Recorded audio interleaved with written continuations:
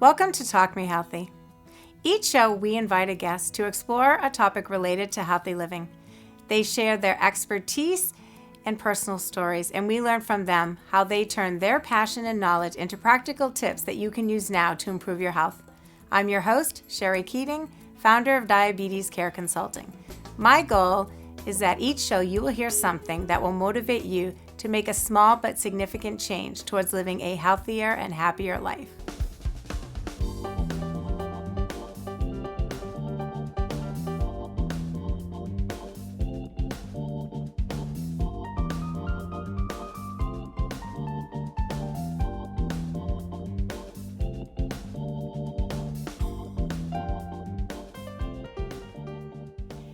Hello and welcome to Talk Me Healthy. My name is Scherrie Keating and I'm your host. Today's show we are going to talk about a health epidemic called dementia that affects millions of people, and I'm sure many of the viewers who are watching, you know someone who has dementia.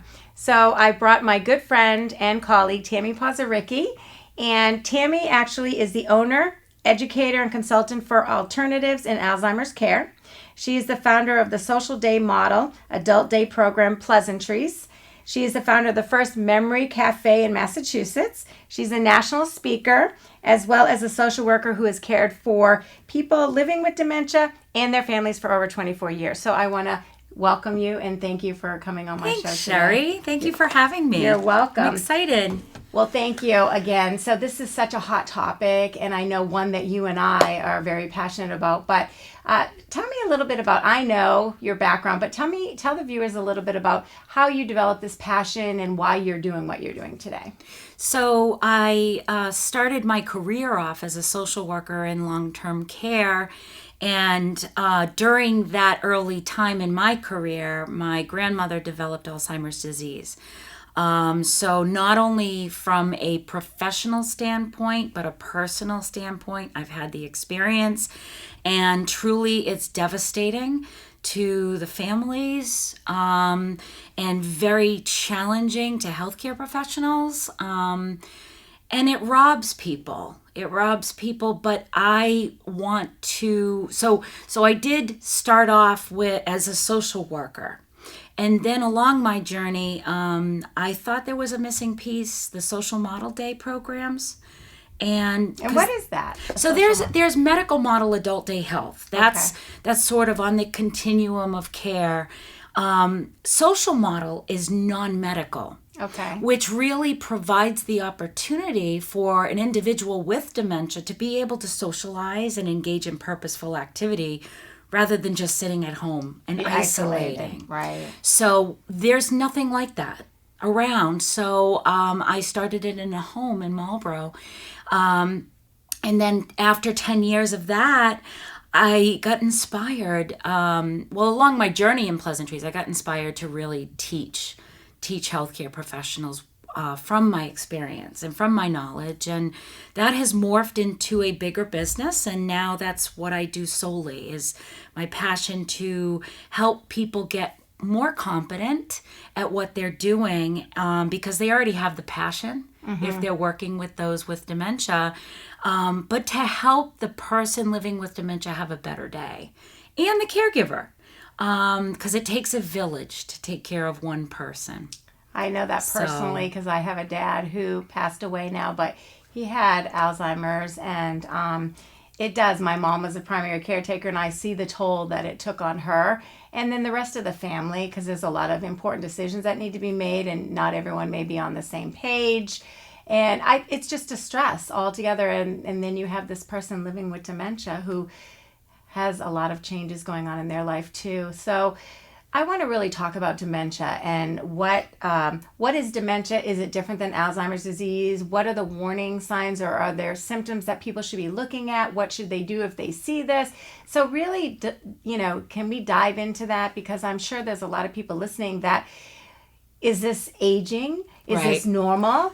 Is this abnormal? Should I be concerned? So I think those are questions that are really important that people need to start with, and then where do they go from there? Sure. And the facts are that Dementia is just a set of symptoms. It's really not a diagnosis, which is a myth among most people, even physicians. And what are the symptoms? Well, the symptoms are memory loss, mood changes, personality changes, confusion to date, time, and place.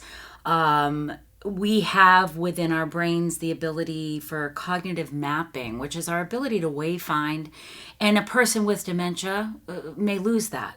And the thing that concerns me is that most people don't get properly diagnosed, because there are things actually that can reverse symptoms of dementia.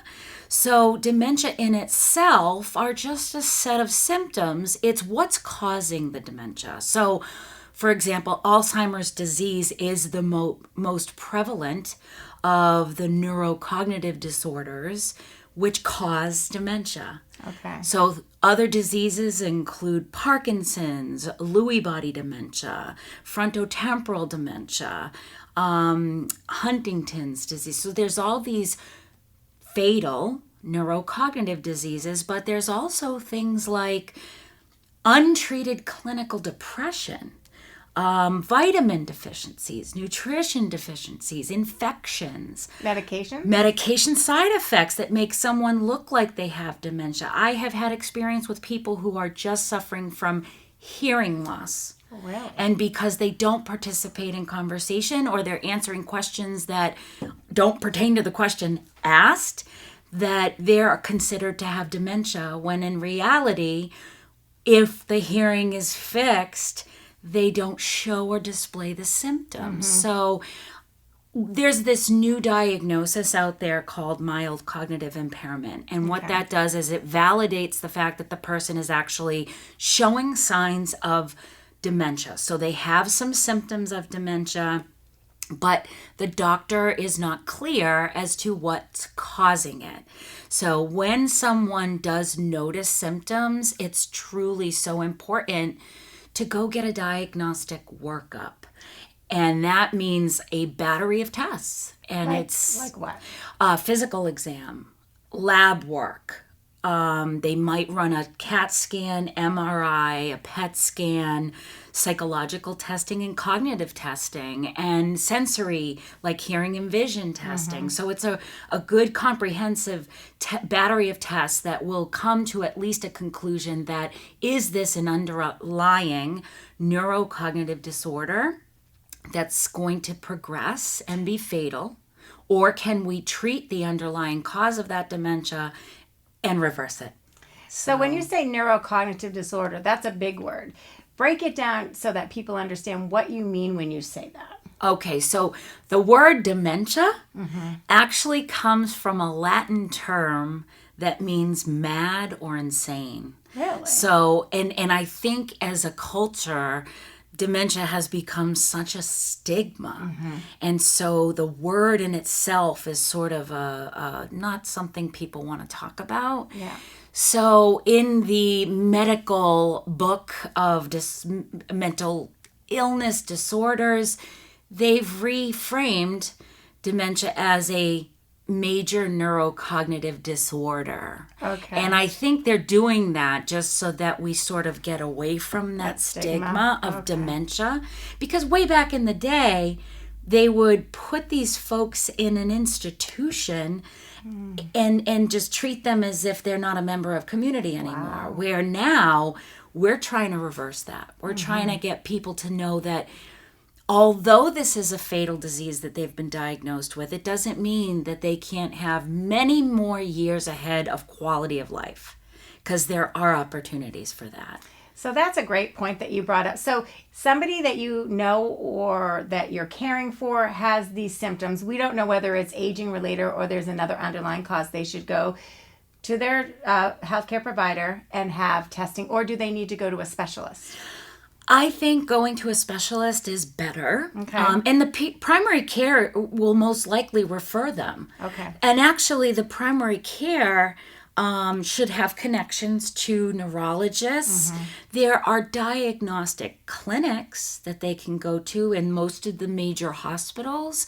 A great resource is the Alzheimer's Association. Someone can call them and get a whole list of places that would run testing. Okay, so we're going to put that on the website for the viewers. We're going to have that website and phone number for you on this show so that you can have that resource, okay?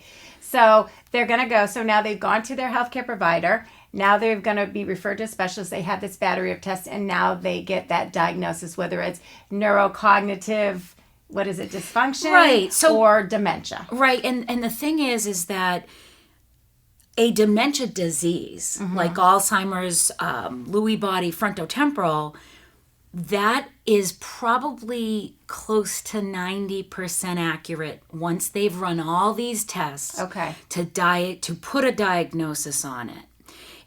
To be 100% sure, that's unfortunately they can't determine that until they autopsy a brain.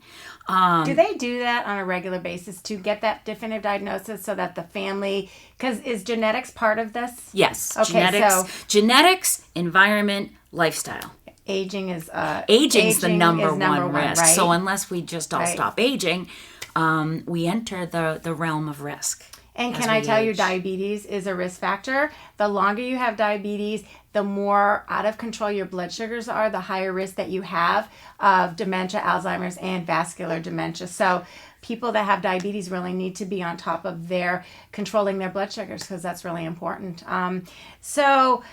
You said it's a fatal disease. Now, and I was asking you about the autopsies. Do people have autopsies to get that definitive diagnosis so the family knows their history for sure, or is that not something that people usually do? It is up to the family. It's probably, hopefully been discussed with the person themselves, whether or not they want their brain autopsied. Some will offer it to studies like Boston University did to study the brain for chronic traumatic encephalopathy, the CTE, the dementia caused by concussions. Right.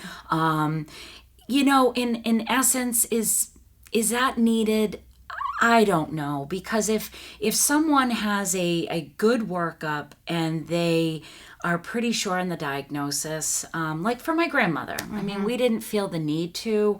I do know that because it runs, she had it, that my risk actually increases a little bit. Yeah. I can go get tested to see if I carry the APOE4 gene.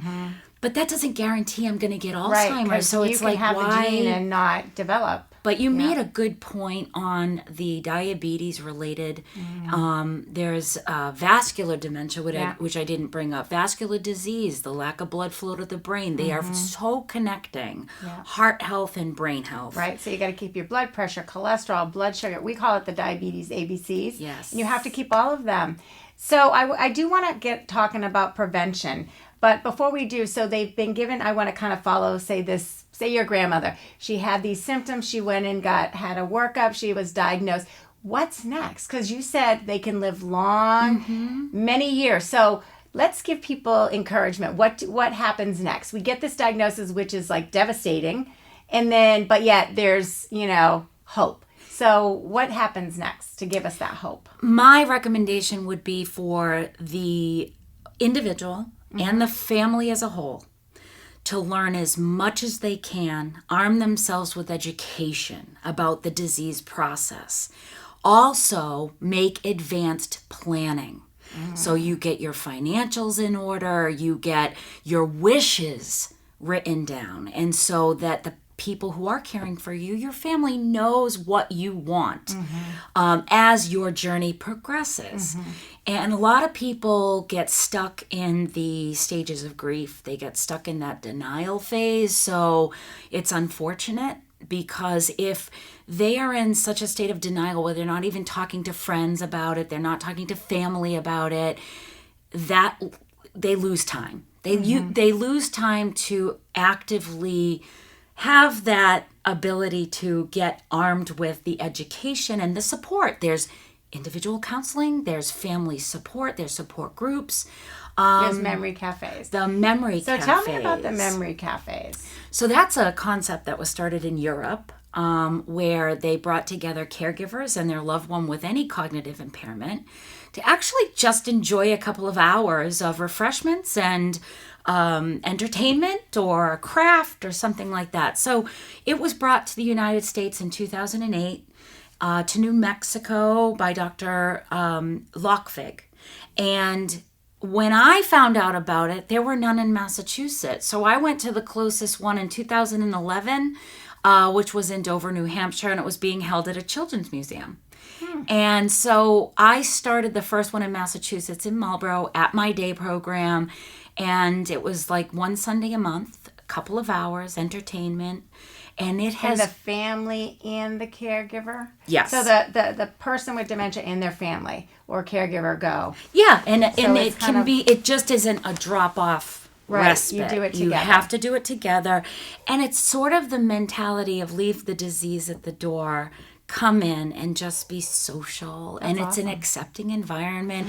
And they're held all over different times, different days, different locations. So there are actually people who fill their week up going to these because they're free and because they offer the person to get out and socialize and be with other people. With other people that have the same, that they're living the same life. And so it's a support for the caregiver as well and the family, and then get the person out and socializing with other people. Because that's part of not only, it's part of the prevention plan, the socialization and the getting out and the engagement. And once diagnosed, you want to work that brain as much as you can. You want to stimulate it, have social human connection, interaction. Now, we've got to get over the hump of the grief process because, of course, this is going to be shocking. It's going to affect everybody. There might be depression that ensues. And all those things that are negative sort of limit their capacity to move on.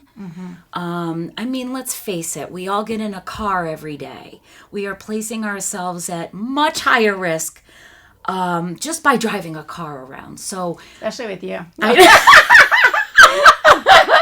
She does have validity on that. Don't be afraid. Okay, Tammy's driving. Oh no. Seatbelt on. But I think in general, it's such a shock for people because it's so feared. There's more older adults fearing dementia than there are fearing cancer because it's one of those diseases that don't have a cure.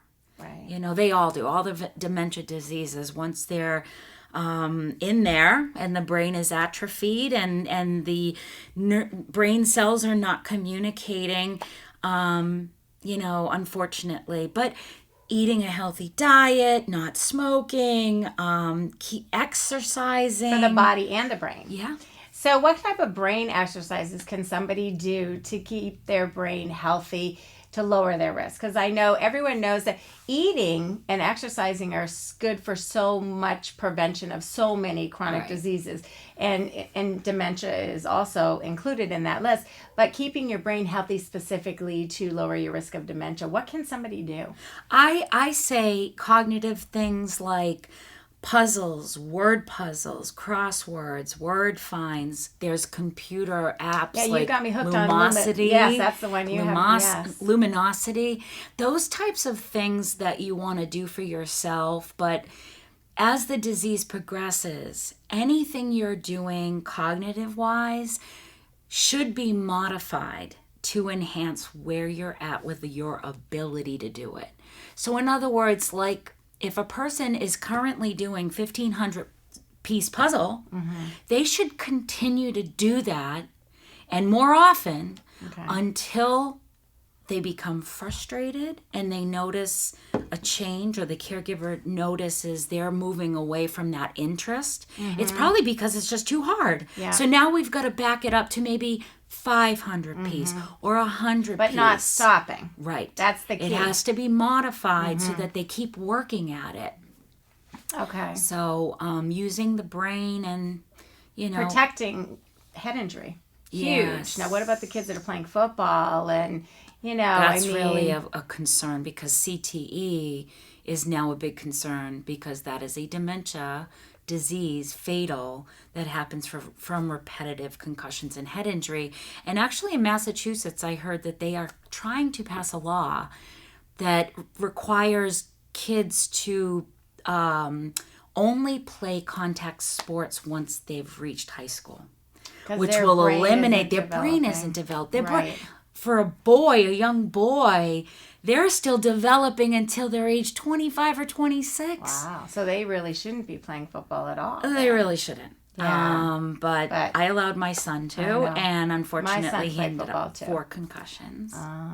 The doctor made him stop junior year. But what people tend to not understand is brain injury is brain injury. You're not going to repair that. So there's always going to be residual.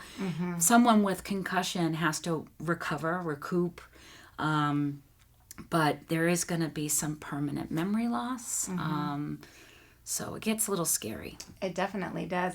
So not only lifestyle changes in the environment, but medications? So they have medications that are approved to actually slow down the progression. Things like Aricept, Namenda, Nemzaric, Exelon, Razidine. Now those medications, I have personally, and this is a personal experience, I have personally seen more ill side effects than sort of helping the person slow the progression down. That's why the number one treatment is socialization, because that's non-medical medication. But there are people that say, I notice my loved one's sharper, cognitively better. And sometimes I think that's just a placebo effect because they're taking a medication for what they have. I do think that antidepressants can sometimes help someone, because if you have depression and your mood is bad, you're going to lose interest in doing anything you like. You're not going to sleep well, eat well, want to exercise. So sometimes just a minimal dosage of an antidepressant can help to change the chemicals in the brain enough to actually want to do those things. Right. And you mentioned sleep. I've been reading a lot of articles about sleep and the effect on everything in the body. So sleep is another lifestyle change that we really need to start incorporating 8 hours of sleep every day. I will do that. I will ask that question to a group in my class. I will say, how many of you here, and these are healthcare professionals, how many of you here get enough sleep? And everyone says no. Out of a room full of 30 people, 3 of them will raise their hand and say, yeah, I think I get enough. All the other folks, they're not getting enough sleep. They're working double shifts. Aren't getting enough sleep. They're not taking time off. There is a real diagnosis of burnout syndrome and compassion fatigue. Those are real issues that, unfortunately, can lead an individual, whether personal or professional caregiver, to actually abuse or neglect. And it's sad, but the statistics are there to prove it, that if you don't take care of yourself, you cannot be there to take care of the person living with dementia. Exactly, because it really is a full-time job. It's a taxing job. It's exhausting. I know. I could see my mom and just over the years, my dad progressed, and just her mental fatigue, her physical fatigue, her, patience, because it takes a lot of patience. Yeah. Because they're saying the same things over, or you're telling them something they're not remembering. So it really takes, the caregiver, let's talk a little bit about the caregiver. So there is a very high percentage, too high, of the healthy caregiving spouse predeceasing their spouse who's living with Alzheimer's. Because what it equates to is the level of stress. And with the cortisol producing in the brain, that person, I have had spouses say to me, I think I'm catching it. I think I'm getting dementia. And the reason is what the stress is doing to the body and the brain is decreased attention span and concentration, short-term memory issues, decreased mood, all the things that we will see in someone who has caregiver burnout. And so if they don't take the time, I use the analogy of the oxygen mask coming in the air down, and they say, put that oxygen mask when you're in the airplane on yourself first. Yeah. And most caregivers don't. No, because that's the why priority caregivers. Is right. And that's so real. And I really hope that people are really listening. If you're a caregiver, you have to take care of yourself. Or you're no good for the person that you're taking care of. So we talked about medications, we talked about prevention, socialization. I'm surprised that's the number one treatment, socialization. Yep. And unfortunately, a lot of people are isolated. What happens if they don't have anybody who takes care of them and they're at home alone? Because unfortunately, that is becoming a problem with our aging population. Is they're alone and they don't have anyone to check in on them and take care of them. So that's why we have in place, we have elder protective services, we have mandated reporting. So any healthcare worker who notices that someone is alone in their home and they have self-neglect, which self-neglect is very close to financial abuse in the top tier of abuse and neglect cases, that they send in, the elder protective services worker. We try to get them armed with services that they are financially financially are approved for, but you look for, is there family? Is there a healthcare proxy? Is there any family involved? And if not, unfortunately, when they become that unsafe to live at home, I think they end up going in long-term probably, care. Where there has to be a guardian in place. But it's sad. It's so sad. And so really when they go for their visits, that's when people really should be doing a good assessment of that social and home environment. So unfortunately, you know what?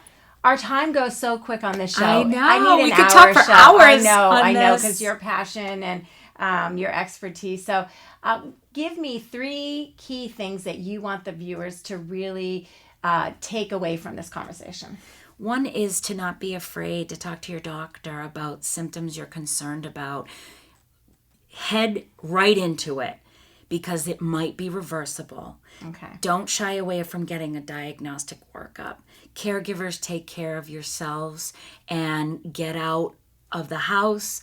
Continue to have contact with friends and family. Keep your brain and body active. Keep the brain and body active. Well, those are excellent key messages. So thank you so much. Thank I know you you're for having busy. me. And so again, your company is called Alternatives in Alzheimer's Care. And you offer consulting, education, and training for organizations. So. Do you work with healthcare professionals? You work with families? Yes, I do. Okay. When families need someone to come in, depending on what their needs are, I can refer out, or I will go in and help the family. Okay, and how can somebody reach you? So if you go to my website, there's a contact form, but it's alternativesinalzheimerscare.com. Okay. And we will put that on the website as well, because I can tell you, if you do work with Tammy, it's going to be amazing. I personally work with her through my company, and her expertise is unmatched. So definitely, if you have a family member or you're a healthcare professional and you want to become a certified dementia practitioner, then definitely call Tammy and you can attend a class and it will be amazing. So thank you Scherrie. so much.